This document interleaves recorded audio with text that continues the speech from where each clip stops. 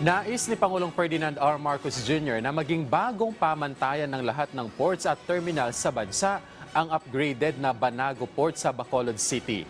Yan ang sentro ng balita ni Emmy Rose Santiagudo ng Radyo Pilipinas. Ang makabago at modernong Banago Port Improvement Project ang magsisilbing modelo ng disenyo ng lahat ng terminal at pantalan. Inihayag ito ni Pangulong Ferdinand R. Marcos Jr.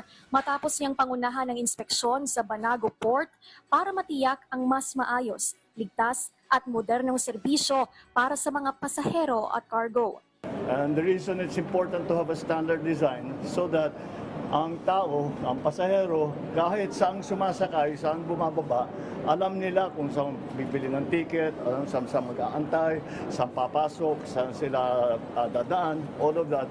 Dahil sa pagpapaganda sa Banago Port, kaya na nitong ma-accommodate ng 500 pasahero mula sa 50 lamang.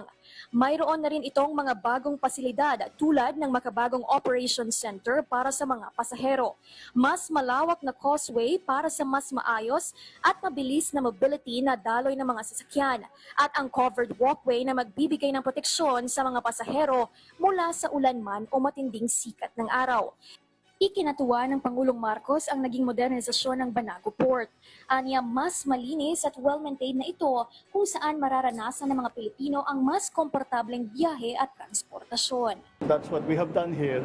This is now going to be the standard design for our terminals, for our ports around the country. Malaki ang papel ng Banago Port sa transportasyon. Roll-on, roll-off o RORO services at ng shipment ng mga produkto tulad ng asukal, bigas at mais na sumusuporta sa kabuhayan ng mga lokal na producer. Dahil sa pinagandang Banago Port, inaasahang lalakas pa ang ekonomiya sa buong Negros Occidental at magdudulot ng magandang epekto sa shipping, transportasyon, turismo at iba pang sektor sa probinsya.